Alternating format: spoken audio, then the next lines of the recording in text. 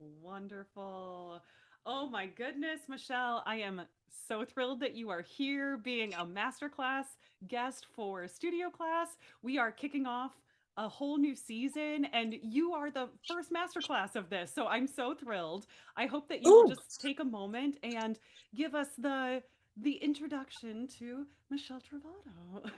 oh, I'm thrilled. Thank you so much for having me. Yeah. I was so honored when you reached out to me. And thank you for including me. I didn't realize I was starting the season. Very Yeah. exciting. Um, I'm Michelle Trovato. I am primarily an opera singer, soprano. I also teach, and I teach all different styles of music. I tend to be best suited towards opera, so I keep other styles for fun. Yeah. But I do enjoy lots of music, and not simply opera. It's not my fun music, it's my work music, which brings me lots of joy, Yeah. lots and lots of joy. But it's not my fun music. I love Um, that. and I have been professional pretty much since about 2006. Um, I was thinking today and I remembered that I was paid to do a concert when I was like 16, but I don't think it counts. But because I went to school and all that, but I really I was like, oh yeah, I think I was paid for that. So, but I've always done theater, and always sang since I was a tiny, tiny baby. Um, and started off with piano lessons, and then eventually went to conservatory. I went to the what's called now the University of North Carolina School of the Arts. Only a bachelor's degree. Yeah. I did not go Yeah. into student debt. Oh. Oh my gosh, you're a unicorn, Michelle. Oh my god. It has its pluses and its minuses, and if you want to Sure. explore that later, we totally can, Yeah. because it's something I think is an important topic to broach. But yes, I got a bachelor's degree, and then I moved straight to New York I love it. because I will say this. I remember saying to my mom, "I'll be fine. I have like $1,000." Okay, Which I want to get now, like a button that just says that to me. Like, I'll be right, fine. fine. I want to get a button that goes, "You're wrong." Oh, but you made it. I um, mean, you did. Like those $1,000 did what they were supposed to do. it. I wouldn't. I would recommend going about it in a slightly different way. But at the time, I felt like if I don't go now, Yeah. I'll never go. Hmm. That's If I important to get caught recognize. up in the rat race of working and trying to pay rent, and I thought I'll never go. I may as well go to New York Yeah. and work and pay rent there Yep. and work with the best people that I can find. Hmm. So my family, I grew up on Long Island, but my family lives in Williamsburg, Virginia. Yeah. And so we moved there when I was ending high school, Yeah. which was like the best thing in the sense that I met my first real voice teacher there. And she's the one who introduced me to opera. And she's Amazing. really the reason that I am an opera singer in a lot of ways, because she was a true mentor. We're Yeah. talking 2 90-minute lessons a week. We're talking, here's how to dress, here's how to style your makeup and your hair, and Yeah. here are books to read, and here are, yes, records to listen Hmm. to, and videos, Yeah. and eventually CDs and DVDs, Yeah. um, everything to really Yeah. inspire me. And she did. And I'm Wow. forever grateful for that. And so it was it, but then it's not really a hub of classical music culture Yeah. there. So I knew I needed to be in New York. Mhm. And that's where I met my real long-term, lifelong mentor named Carol Kirkpatrick, who unfortunately just passed away Yeah. just before the new year. I'm So I'm sorry for your loss that way. Yeah. thank you. Hmm. Thank you so much. So having really like three main teachers in my life. Um, my first voice teacher, who's named Basil, my college voice teacher, Marion Pratnicki, who was excellent, and I was so glad to have her, and then Carol, and now I'm sort of adrift. Yeah. uh, but had been taking too many lessons in the last few years, and now I really want them. So, it's been kind of an interesting process. I've done a lot of different kinds of jobs. Yeah. I've had what I love. Somebody came up with the term correlating career. I've had a lot of those, Yes. but now I really primarily sing and teach, and Great. that's full time. And there's been periods where that's all I did, and then there were periods where it was like, a temp, where can I find? Yeah. So, Yeah. so that's kind of a weird rambling overview. Uh, But I love that you brought that up as well, because we do really talk about those things. Like, this is how a lot of people we all make our lives work in the ways that work for us. And sometimes that's be where you need to be location wise. Sometimes that's what kinds of jobs are correlating careers that really fill you up and you make it possible to do what you do. So I right. love that you mentioned that, because this is definitely a space where we talk about, here's all the ways that you can make it happen, all of the ways that work for you, not Yes. like somebody else decided it's supposed to be this way and magically that works for everyone. That's just not the case, right? So Right. you're like, this is a great example of you saying, like, these are the ways that I made it work to get to what I'm doing now and how I'm able to be a musician in the world. So, Yeah. Michelle, I had to ask you, because I kind of start all of our masterclass episodes by saying, what is an intention that you're currently holding for yourself? So my current intention is really thinking about what it is that I want to say Mm. through music. So especially when I have the opportunity to plan Mhm. what music is going to be programmed, and I'm encouraging my students in this way. What is it that you really want to put out in the world? And it doesn't have to be a politically charged message. Right. It can be, I really want to explore music. For me, a lot of times it's been music from Italy because my background is Italian. Yeah. Yeah. Excuse me. So a lot of times, and then I also have my mom is half Polish, so I'm a quarter Polish. Yeah. So I've delved a lot. I need to go more into the Polish side of things, but I've delved a lot and taken inspiration from my heritage. Mhm. That's one way I think to go. I Yeah. think sometimes we can be inspired by a poet. So Mhm. I've done a number of songs. Um, uh, uh, I'm thinking of the wrong name, by Sarah Teasdale. Yeah. Based on poetry by Sarah Teasdale. Um, and so I'm encouraging my students to think about, is there a language, a poet, a time period? Is there a theme? Is there something that you want to express? And then we can find a song that's Yeah. going to help you progress, let's say technically, if you want to put it that way, that can help you grow as both a singer and an artist at the same time. And then when they have, and when I have an emotional attachment Mhm. to the piece or to the words, because I always pick from words first, Yeah. then I feel like we really bloom, Yeah. you know? Mhm. So that's one of my biggest intentions lately. And then that also helps us to delve into underrepresented composers, Mhm. underrepresented poets, because a lot of times the things that we want to sing about are not so mainstream. Now I'm a little Mhm. bit different maybe because Italian, but there's a lot Yeah. that can be delved into even with that theme, Yeah. right? That Yeah. isn't 24 time songs. It's like, great 28, foundational 26, thing. however many there are now. Also, let's explore. There's so much. Like, we Yeah. can do so much. I rarely choose them for Right. my students because I think that not because they're bad, I think they're wonderful. Yeah. And the older I get, the more I appreciate them, if I'm honest. Yeah. But I do think that there's a huge wealth of repertoire out there. And especially like some students, they feel more of a kinship with Spanish. So let's similar vowels. Hey, Yeah.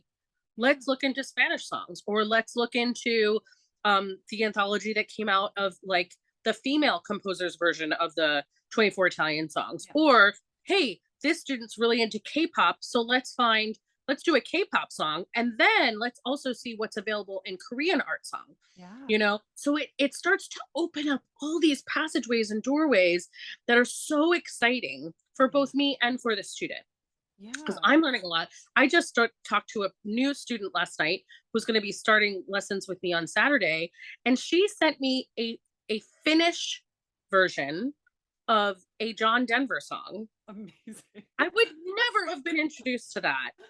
How cool! How cool. That's so neat. Michelle, I'm wondering, if anybody's listening or, watching who has felt like they have a very beginning sense of like where to look for music. Maybe they've only been given songs by their voice teacher in the past and now they're out of school and they're like, well, how do I even find repertoire? Would you have any places that you would recommend they go if they're kind of exploring on their own, or, other voice teachers who are listening and they're like, I really want to expand my knowledge of where I can find repertoire and hopefully find things that my students will connect with, that I'll connect with as a musician, anything like that? I do it in a number of ways. One way is I love to look at recital programs, whether I go to the Mhm. recital or look at programs that other people are doing online. And then I'll watch their performance. And then I sort of like make notes of like, ooh, yes, Yeah. this one.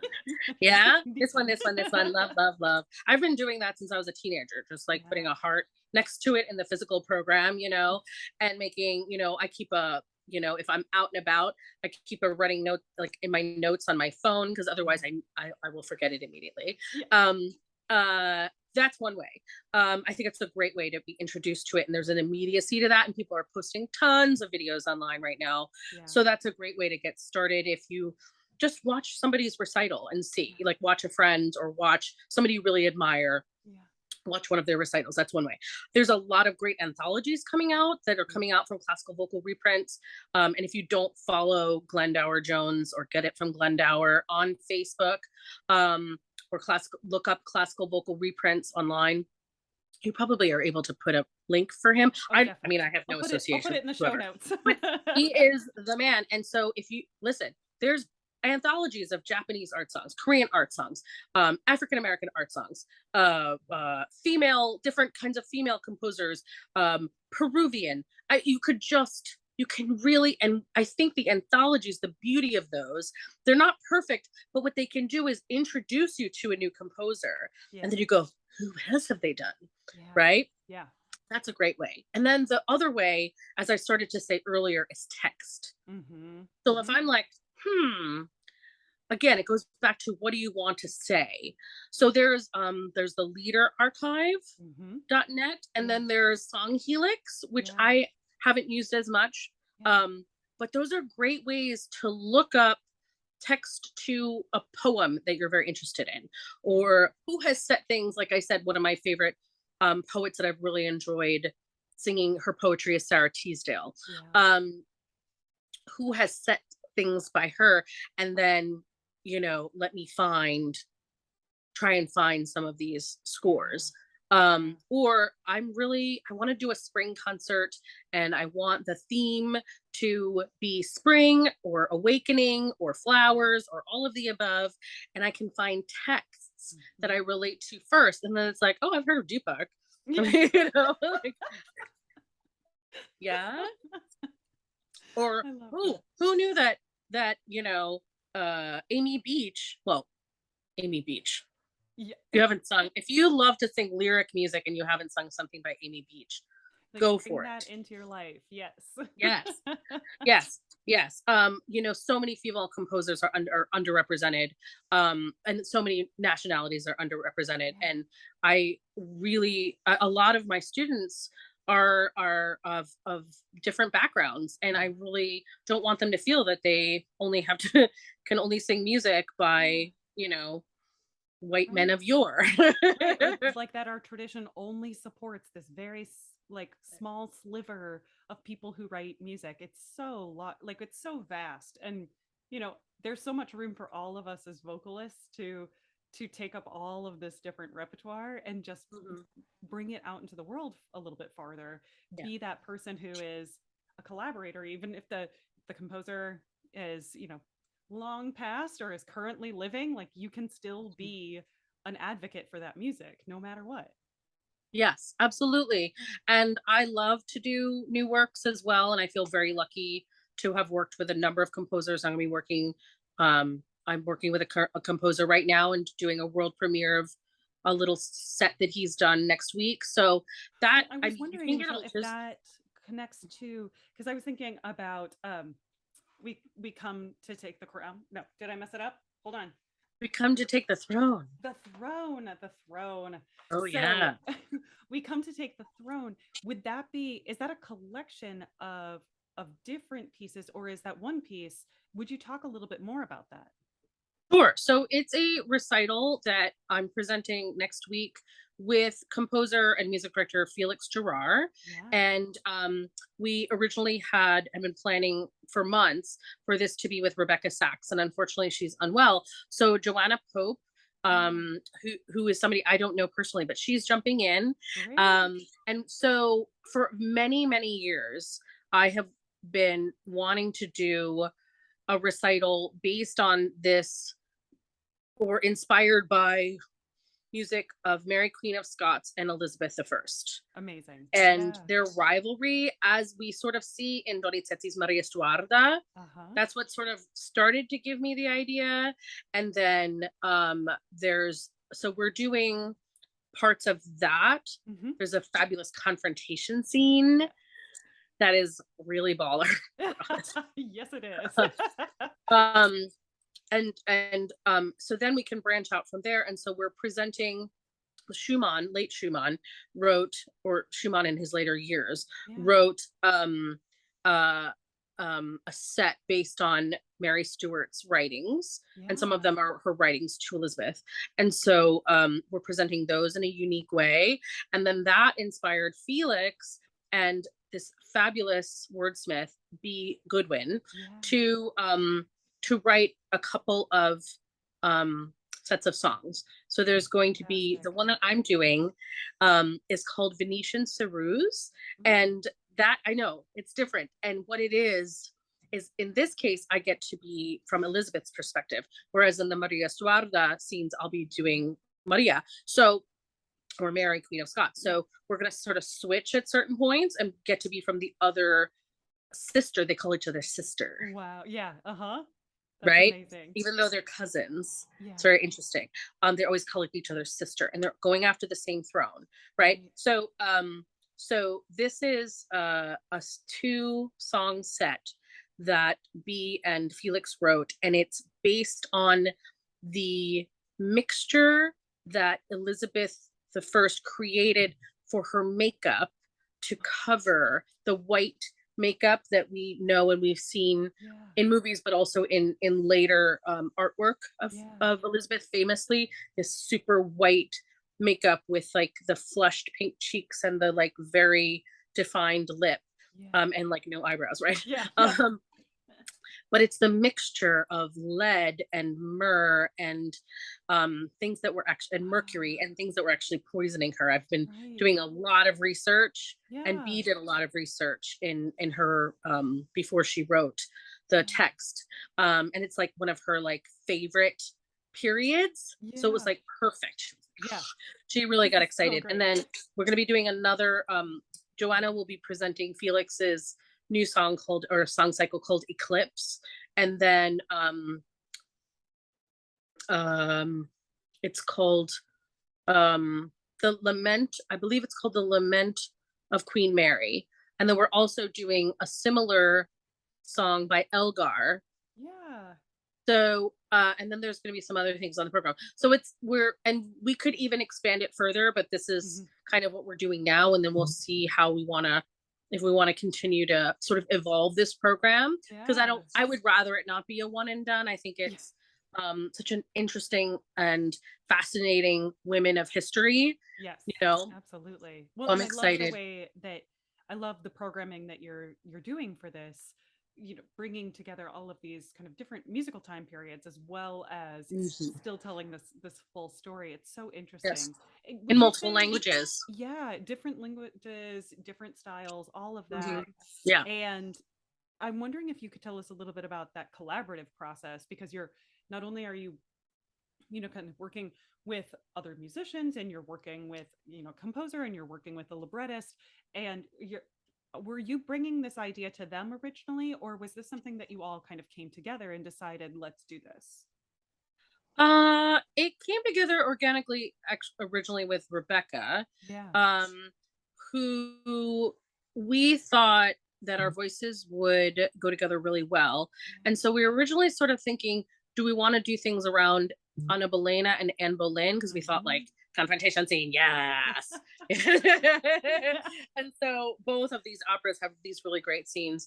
And I think that it was Felix that got really excited about the Schumann, Yeah. and so that sort of made us go like, okay, let's go more towards Mary Stuart and Yeah. Elizabeth for this one.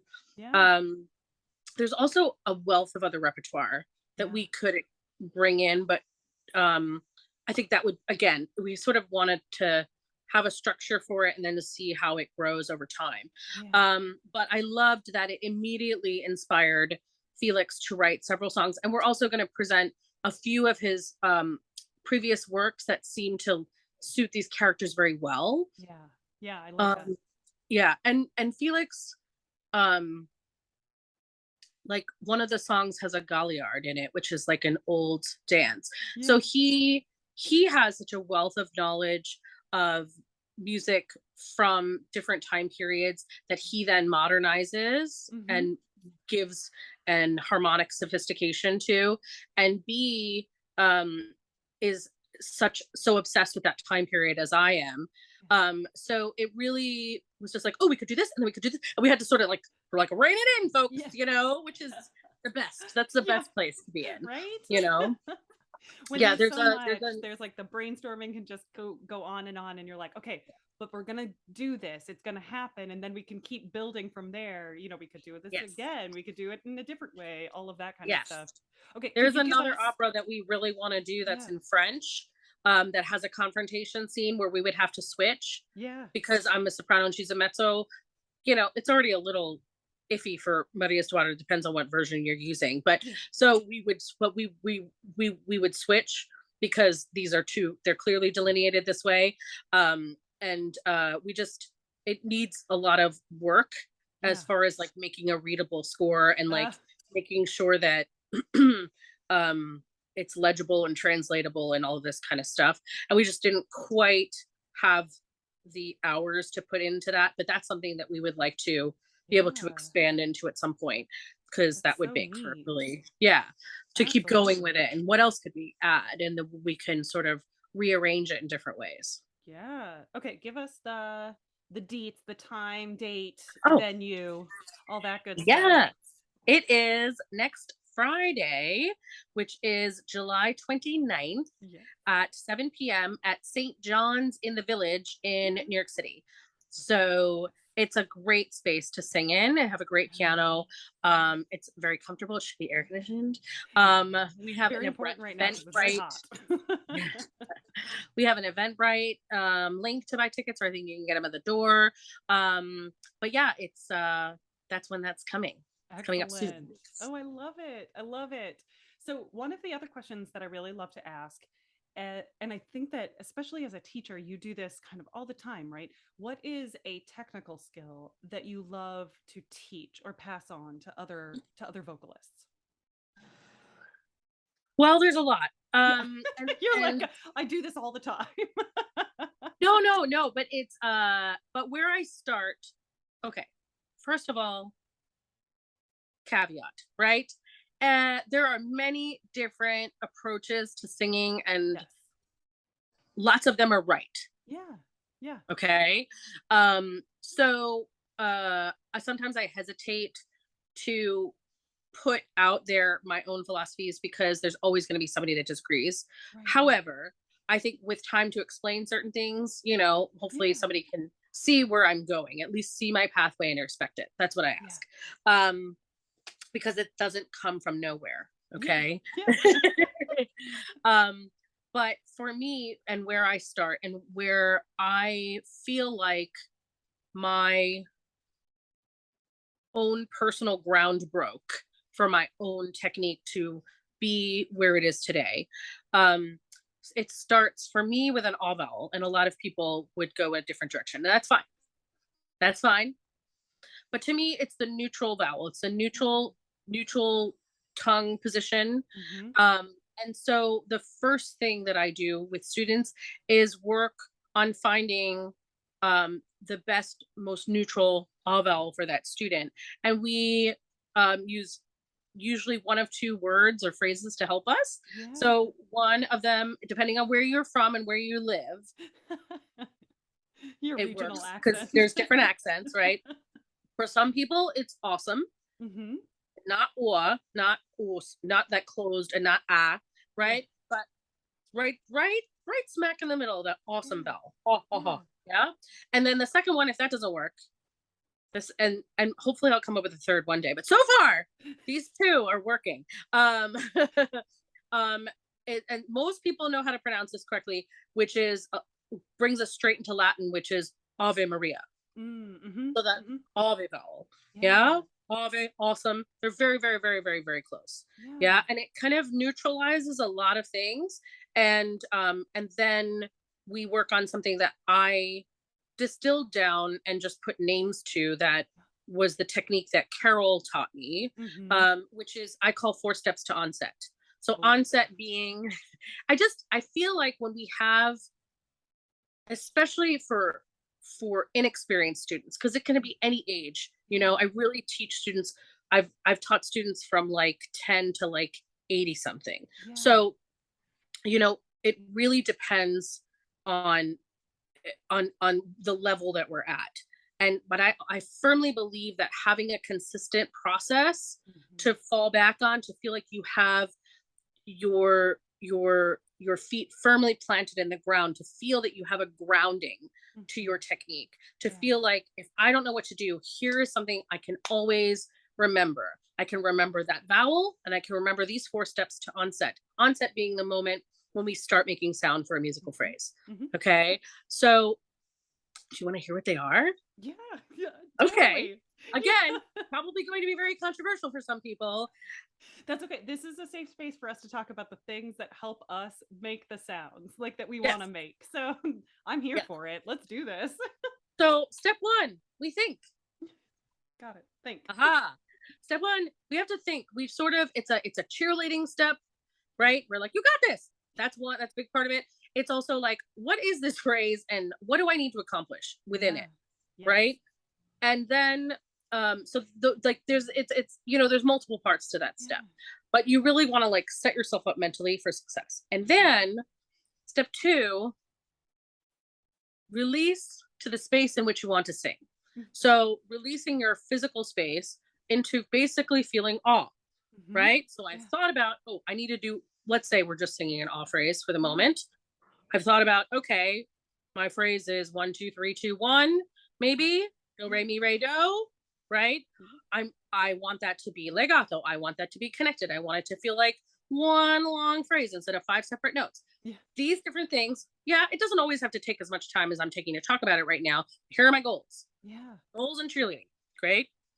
And then we want to release to that space. So we feel that all space. Then you're ready to go. You Yeah. breathe into that space and then you breathe back out on pitch. Yes. Yeah. And Yes. that, of course, there are more details to all of these steps, right? But if I can always go think, release, breathe, sing, Yep. Yeah. and I can firmly attest that when we're on stage, we do not have time to think about how we're going to breathe. Mm-mm. So if we've planned it and we've created a healthy muscle memory for that, however breathing is for you, maybe it isn't exactly these steps. Maybe you work on nose breathing. Maybe you work on breathing in a different way. That's fine. Yeah. But if you can do it in a way that you can practice and consistently and develop a healthy muscle memory for yourself, it will save you on stage more times than you can count. Doesn't say that I Absolutely. never do nose breaths. Yeah.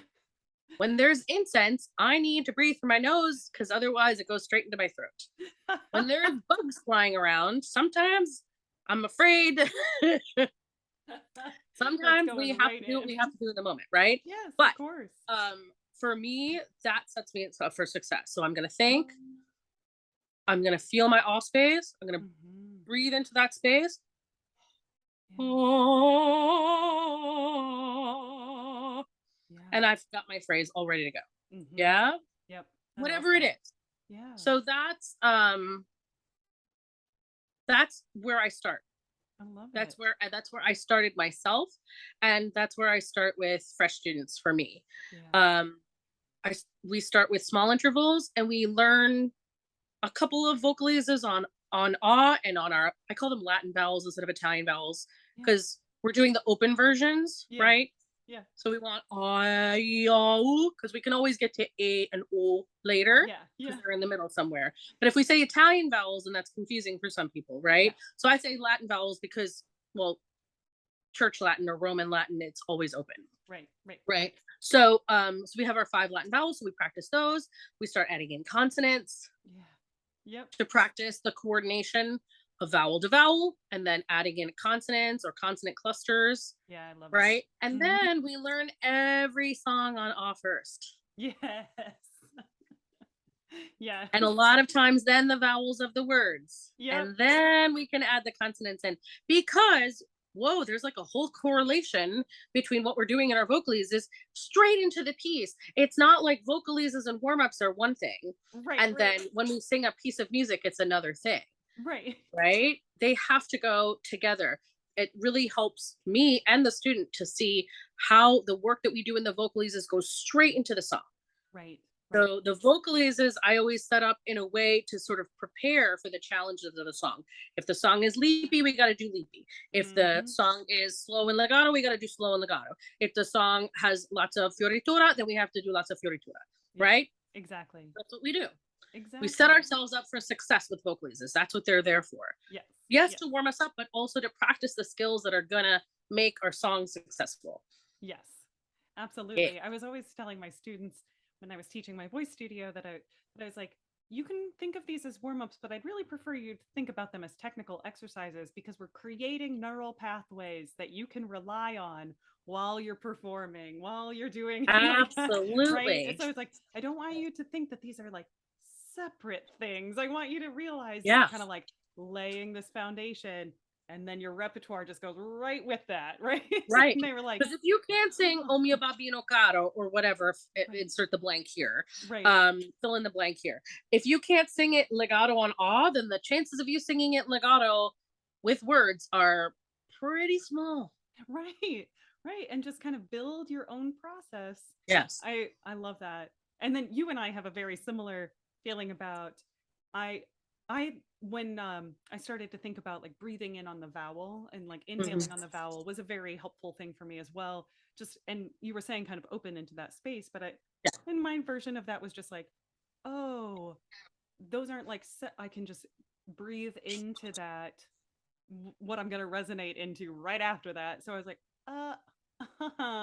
right, like come together a little bit more. You're like, oh, it's not, oh, sorry, as I'm not knocking things down.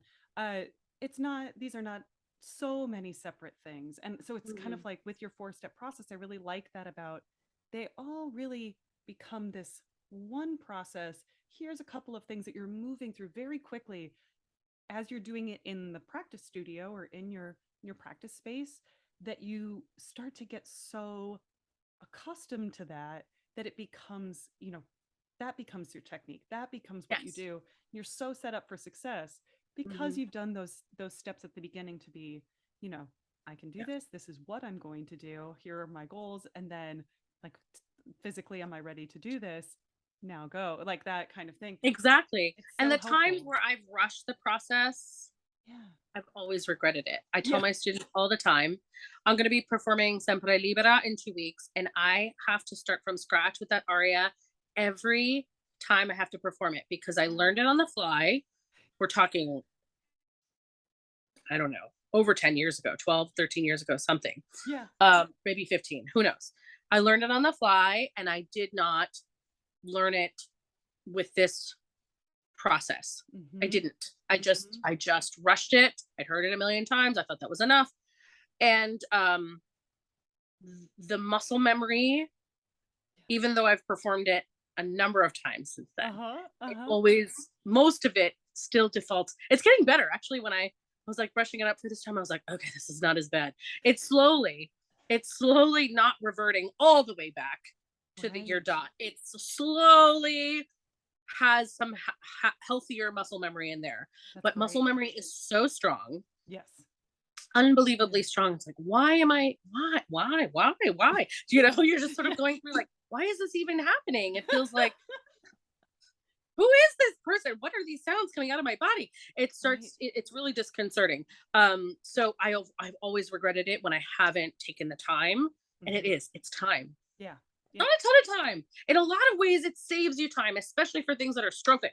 Yes. It will save you a lot of times, and a lot of musical figures are repeated in a Yeah. lot of songs and arias, Yeah. right? So if especially for a strophic piece, especially for a piece with verses, if you learn it on off first, that will help you through every verse.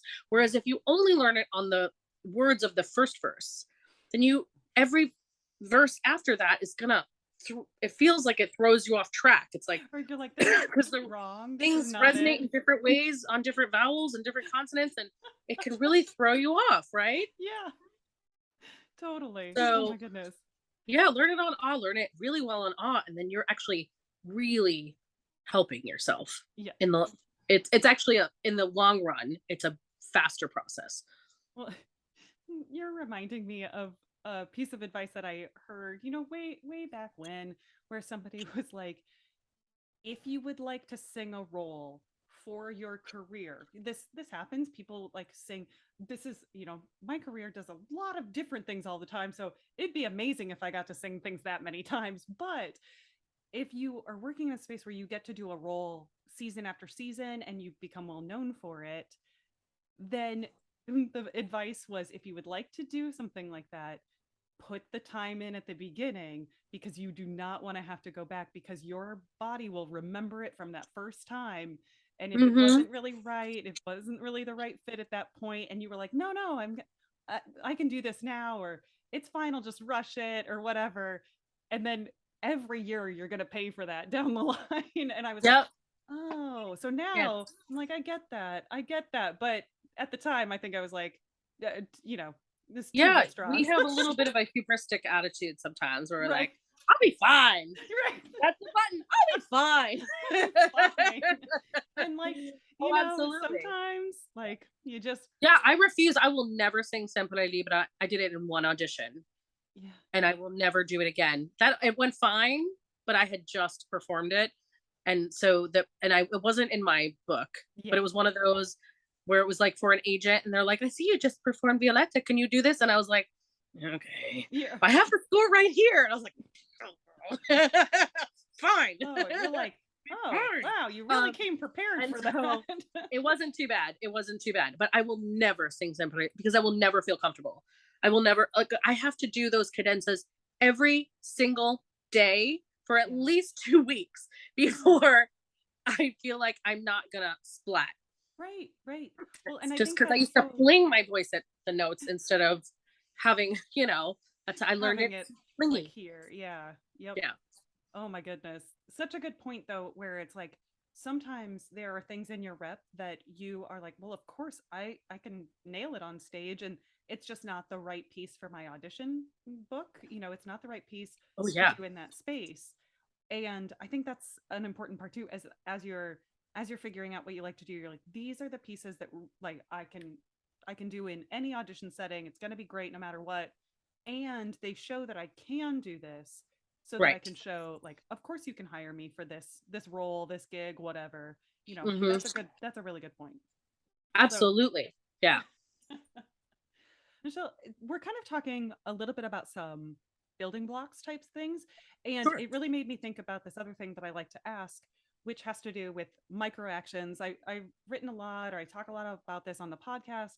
And I think of micro actions are those like smallest unit of action that you can do to kind of further your career.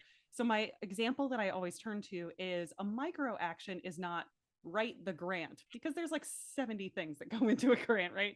The micro action is write the narrative for the grant, right? That's like one thing, one aspect. I'm wondering if you feel like you have a micro action that you would share with us that you feel like has moved your career in the direction that you've wanted it to go. Mine might sound like a no duh, but um, one of the best things that my voice teacher in college, Marion Pratnicki, one of the best things that she did was she in a was the kind of mentor who would also tell you real life advice, because she was still, at the time, she was still performing and singing. And it's one of the reasons, just as a side note, that I want to keep singing and performing, besides how much I love it. But also, I think it's a benefit for my students as well, because I'm still learning. Yeah. And I can bring what I'm still learning and discovering about myself and about life and about the business and all that. I can bring that to them. Yeah. So one of the things that she told me early on was, be nice to everyone. The person at the door, the stage manager, the dresser, even if they're not nice to you, be nice to everyone, because everybody talks. Yeah. Yeah. And it's such a small thing. Talk about a micro action. Yeah. It's a small thing with really big implications, I think, you know, and there's no reason not to be. Yeah. Right. But, Yeah. I remember, going to audition for Sarasota and then finding out afterwards, oh, that was Francesca Macbeth at the desk. And that is the, artistic director's daughter. That's Victor Duranzi's daughter. Yeah. Yep. Yeah. The pianist who isn't great at playing your rep yet, when you're in a young program, is probably going to be running an opera company someday. Yeah. Yeah. That happens a lot, right, Megan? Right.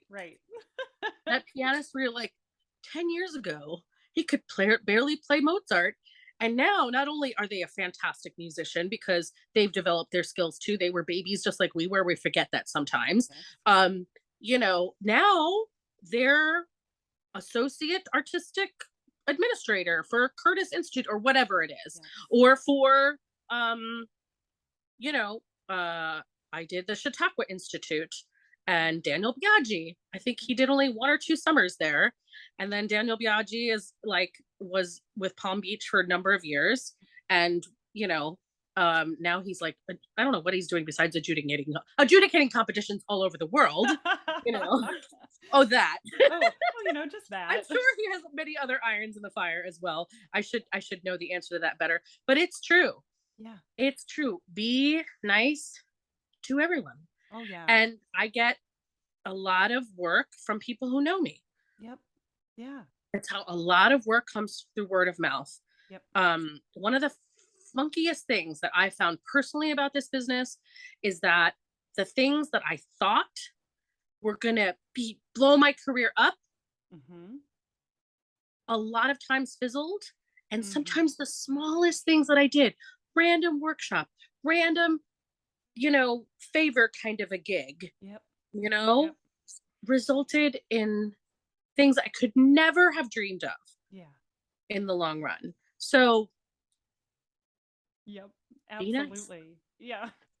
I often say that music is a referral business, and that's not a bad thing. And part of that is just be the kind of person that other people want to work with.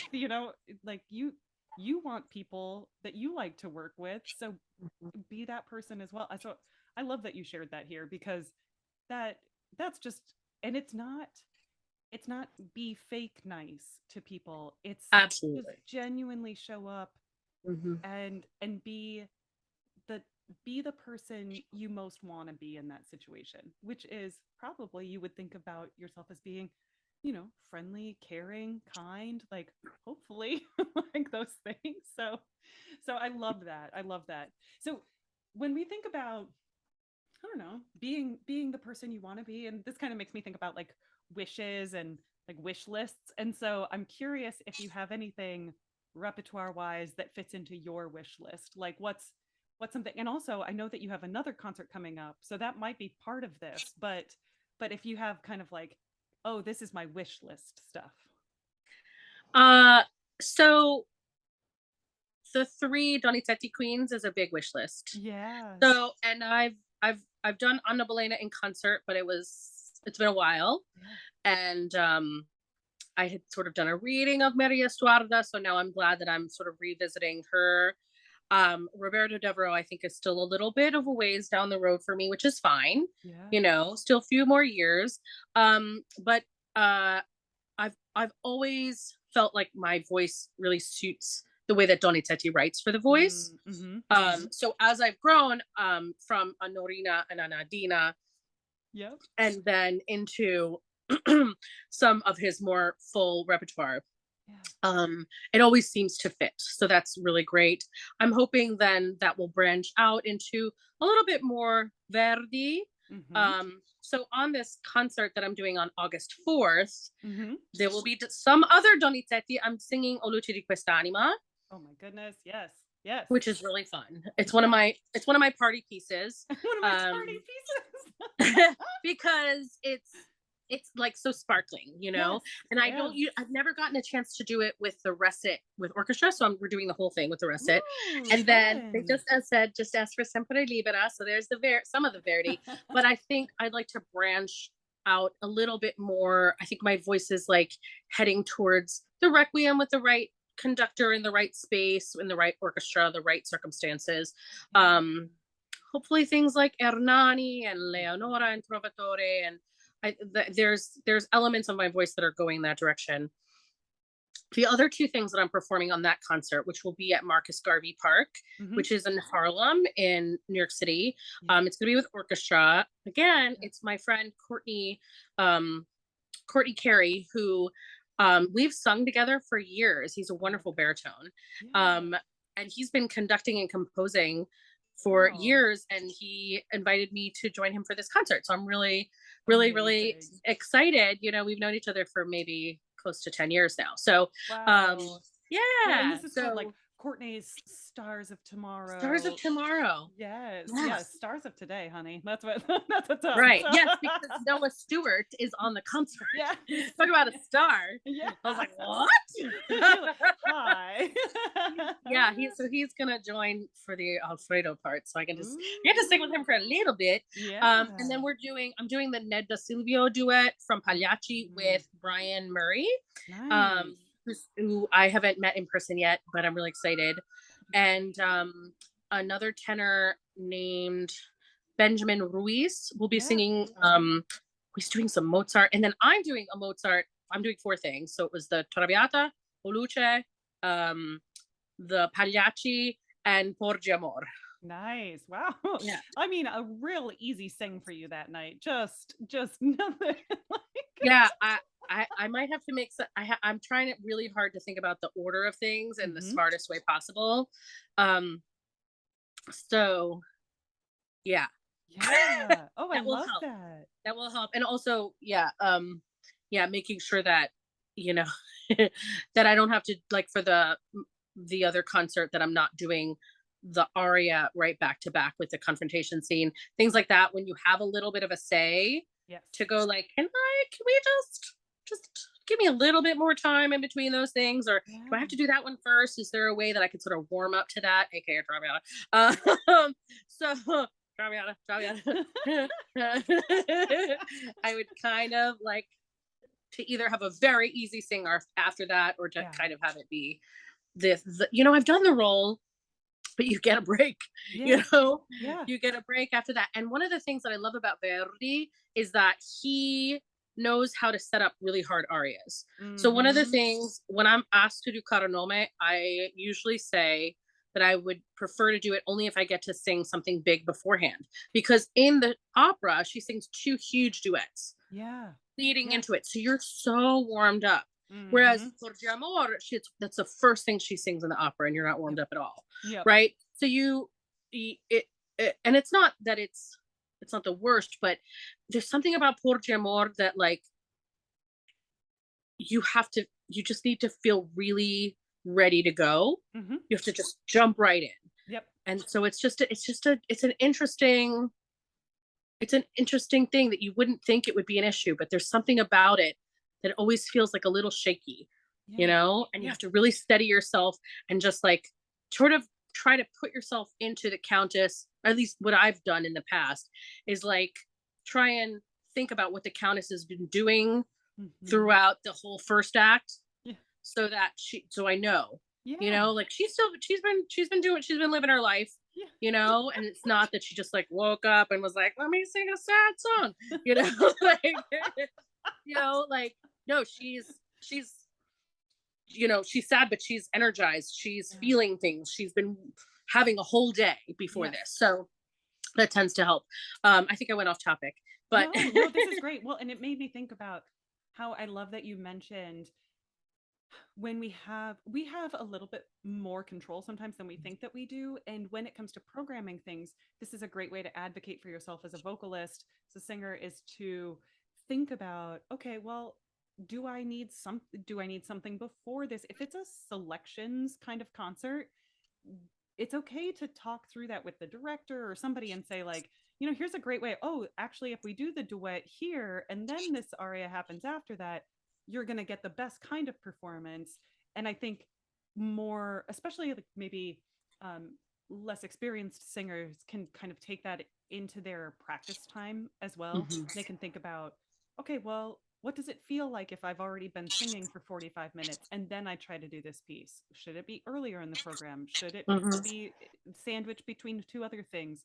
And so not only do we want to think about those things thematically, if that's important to the arc of your recital or program, but also thinking about where is the voice in this? So, it's sometimes I, even just technically, you can kind of feel like, oh, well, my high notes are like going to be more sparkling if they're over here in this. I've already been doing stuff going up into that, right?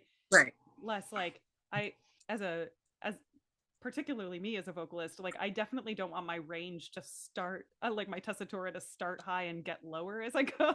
Like Yeah. it's like, no, no, the other way is always better. Like, Yes. Yes. so And knowing yourself, and if you're not sure, sort of test it out at home, yep. or get with a really great pianist and just sort of, okay, I'm going to try it in this order. Yeah. You're going to, and give yourself time back to back. I think that's something that we sometimes don't do in coachings or whatever, because we're like, I want to use every second.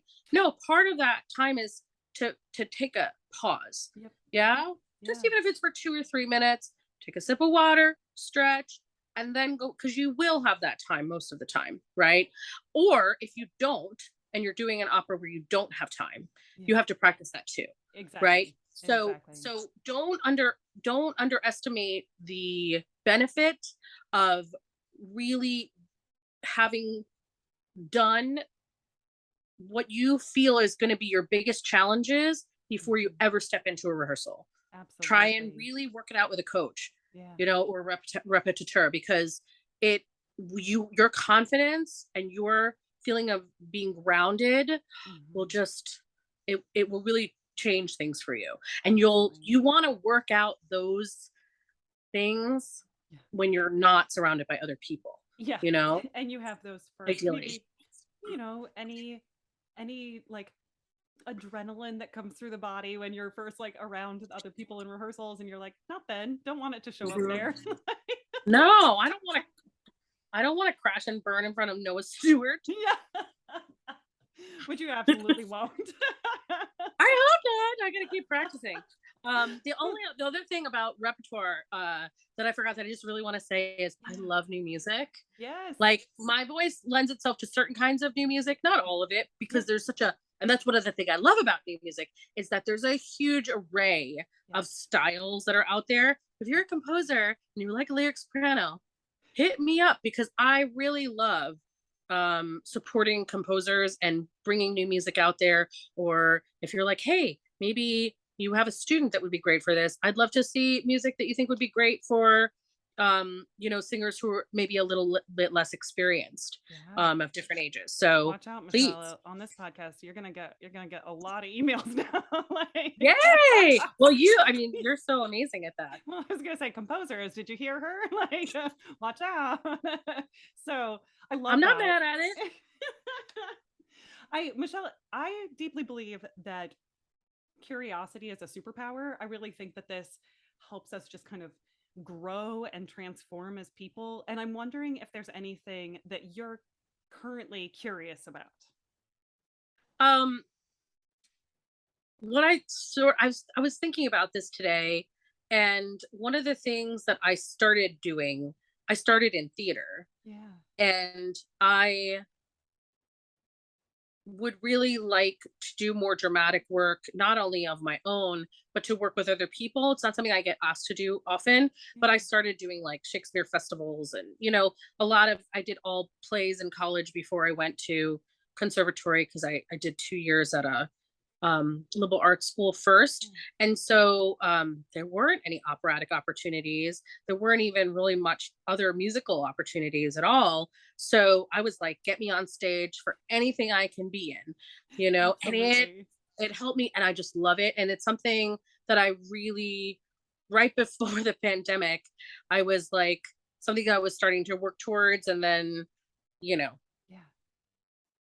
we know what happened. Yep. Yep. So it's definitely I would really love to do straight theater as well. Yeah. Because uh as much I mean I love to do it all. Yeah. I love to present fully formed characters. Yeah. And it doesn't always have to be set to music. Yeah. Yeah. So I'm great with it not being set to music. And I love comedy. And so there's not a huge amount of comedic roles for my voice type, especially as it fills out. Ugh.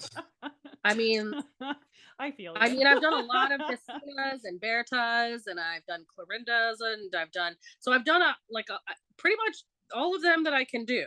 Right, right, Dorita, but I'm not so Ina Etta anymore right. vocally, which is fine. Hmm. Um, but I think that if I want to continue to do comedy, then it probably would have to go more into straight theater. So Yeah, I get that. More new music. Composers, don't be afraid to write funny things. We like that too. Like, I love yes. funny songs. They're the hardest. Yes, yeah, and I think that's why, That's a we good don't thing. we don't Comedy always is the get them. hardest thing to do Absolutely. because it has to be so specific. This Hmm. is so important. It has to be, especially if it's in a foreign language, it has to be specific. Yeah. And that's something I would really like. I wish I had more time to work on with my vocal students. Like, it's like, how much can we fit into this time? You Yeah. know, um, because that specificity is what makes comedy, the timing and specificity, Yes. right? Without Yes. it, it's not funny. Exactly. Right. And then it just kind of like falls flat and people are like, Right. "Oh, okay." Which means Ha the ha ha. music and the rhythm and the intention has to be so clear on your insides, Yeah. in here and in here. Yep. It has to be so dead on. Yeah. Otherwise, you can't do it. So it really, comedy is the hardest thing to do, Yep. Yep. in my opinion. Well, I like that, but your kind of advice in that area, which is making it specific, really understanding it in your head, in your heart, in your body, right? Hmm. And making it intentional and specific and making sure that your timing is so good. Like that's really what you're going for. So those are things that we can practice, right? It's not just magic. It's not just like, oh, maybe it Right. happens. It's things that you can practice, you can get better at it. So it's right Yeah. there. But here are a couple things to like really, if you're thinking, wow, I really want this to hit, Yeah. kind of go back to those. Like those are Right. such great points.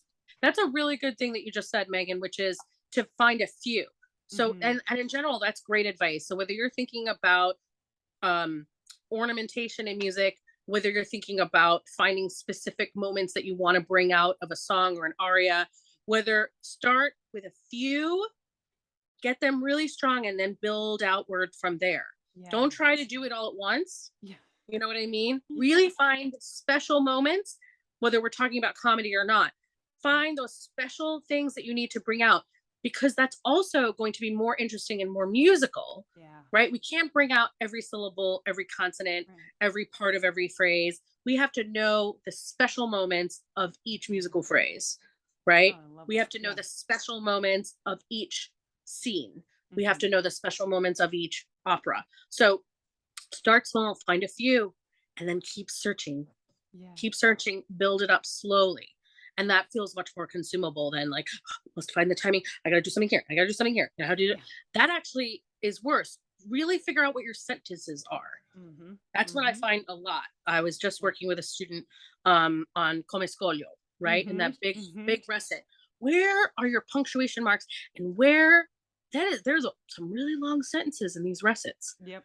right? And that intention has to lead from the beginning of that sentence all the way to the end, Yeah.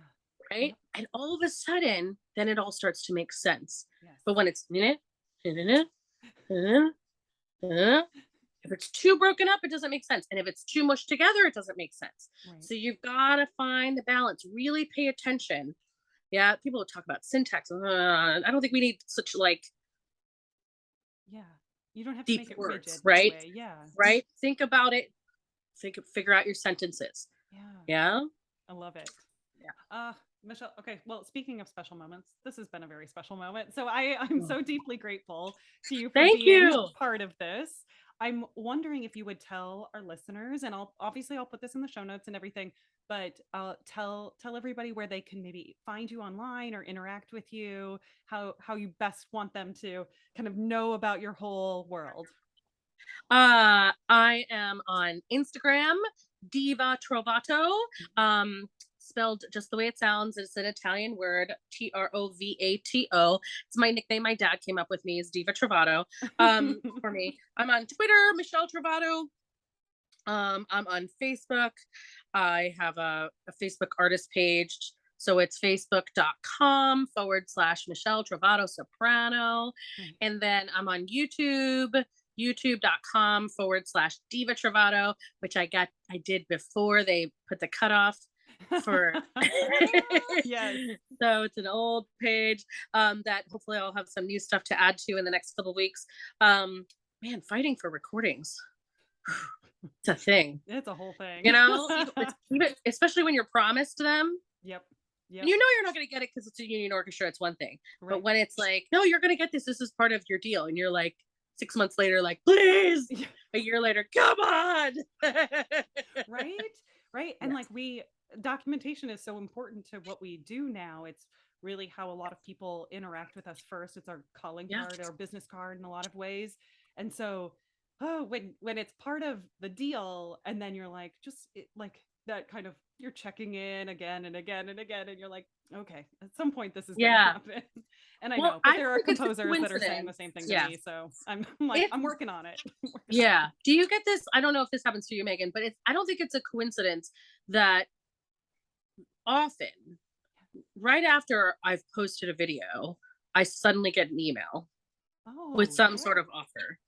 See, I like that. That's especially if it's a good video. Yeah, putting it out in the world. Like, yeah, there's something exactly about it where people go like, oh yeah, Michelle. It's just like putting your name right back in front of them at the right moment. Yes. You know, you never know when that moment's going to be. Yeah. But having, some really good video content is very, very useful.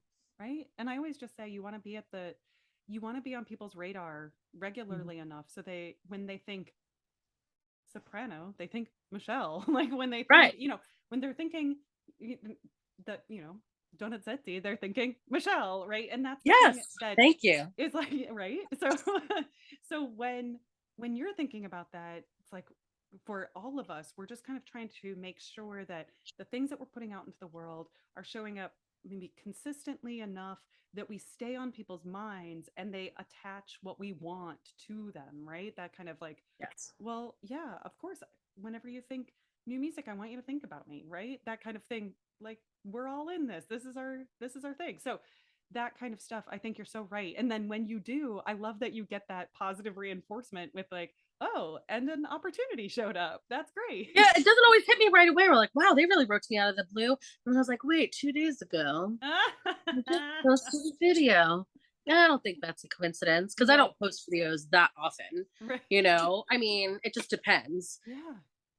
But yeah, it really, and it also, well, you have to be really circumspect with these things, right? Yeah. So you really want to make sure that what you're putting out there is you at your best. Yep. And sometimes it doesn't happen, Yeah. but the more control you have over it, the better, right? Yeah.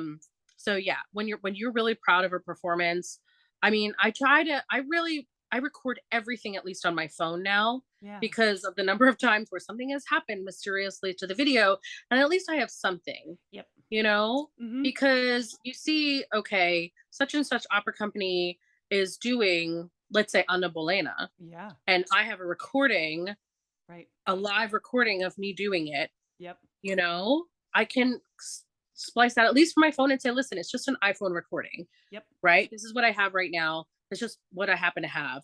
Because sometimes we don't have the time to make a studio Yeah. recording of everything, and I don't really like them anyway. But Right.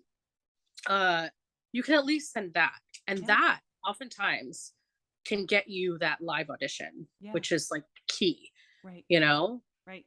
Oh, totally. I think, and you make such a good point because, you know, even I think there were times in my life where I was like, well, I don't have the resources in my life to have fancy equipment to make this thing and do all that. And I was like, the point is just start. Just like Yeah. even whatever you have right now, use that, make your documentation, and then Yes. hopefully you're going to find yourself in situations where there are people with equipment or you're going to find more resources to make those things, but you do whatever you can with whatever you have at the moment. Don't stop yourself just because, well, somebody else has like, you know, a music video level quality of their like don't stop yourself. Just make sure that it's a documentation of you being at your best, however you can get that right now, and then just keep adding to that as you go. Yeah. So because there's so many ways that people can get bummed out because there's a lot of like kind of costs, there are cost barriers in our field. And I just want people to know that at the same time, like it's okay. Just do what you can. You don't have to tell yourself that there are more cost barriers than what you have access to right now. So just Right. whatever you have, make it, put it out there, make sure that you're Exactly. doing what you can, and then keep going. That's what I'm telling a lot of, I have some students who are sort of like feeling like overwhelmed by like, okay, I need this audition package and what is that going to be? And I don't feel like I have enough pieces ready. And I'm trying to tell them right now, try to go for 3 or 4. It doesn't have to be 5. Yeah. I don't think it has to be 5 for most opera companies anyway. Yeah. Really, 5 and 6 is like for competitions. And then there are the specifics of requirements. Yep. But if you have 3 or 4, and maybe that fourth one is a crossover piece, but guess what? Lots of opera companies are doing crossover. Yes. So many companies are doing Sound of Music, like right now, Yes. right? Yeah. As an example. Yeah. So if you have 3 arias that are really strong in a crossover piece, Yeah. a lot of people, that could be your English for right now, Yeah. right? Exactly. And then you can build towards something else. Yeah. But don't let the fact that you don't have 5 Mhm. stop you. Don't let the fact that you don't even have 4 arias Yeah. stop you. Yep. Get 3. 3 feels really doable to me. Yeah. Do you know what I mean? Yeah.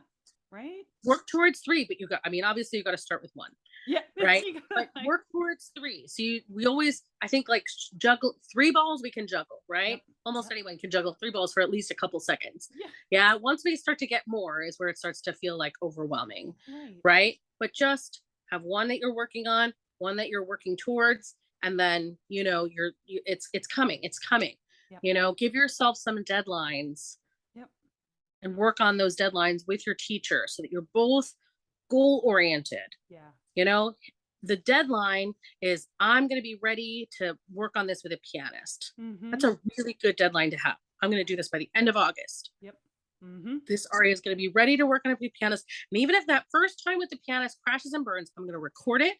Yep. I'm going to listen back to the mistakes. And when I get back to it, I will have corrected most or all of those things. Yeah. Work with somebody who is going to be kind, help you through the trouble musical or vocal areas. Be really, really smart about who you work with and how your personalities go together. Yeah. That's a whole other conversation. But that alone, too I mean, at that's some like a point. whole hour right there, right? But that alone, really finding kind people who will tell you like it is, Yeah. but with kindness, Yep. is huge. Yeah. So incredibly valuable. So I love that. And Michelle, I love that about the way that you are in the world. Like you were saying, that you are pursuing your musical work and the way that you are a creative artist in this world. And you also are such a committed teacher. And I just love how those things go hand in hand for you, because you're passing that on, you're passing information on, you're being a kind of mentor that you've experienced such a positive relationship that way. So Thank thank you. you for all of that work. Thank you for the just the ways that you are in the world. And I really deeply appreciate you being a part of studio class today. Thank And, you. toy with all of your performances that are coming up. And like we said, those are all going to be in the show notes. So the last thing that we say here is stay sparkly inside and out. And so, Michelle, if you'd like to give us a stay sparkly inside and out before we go, and then we'll. Stay sparkly inside and out.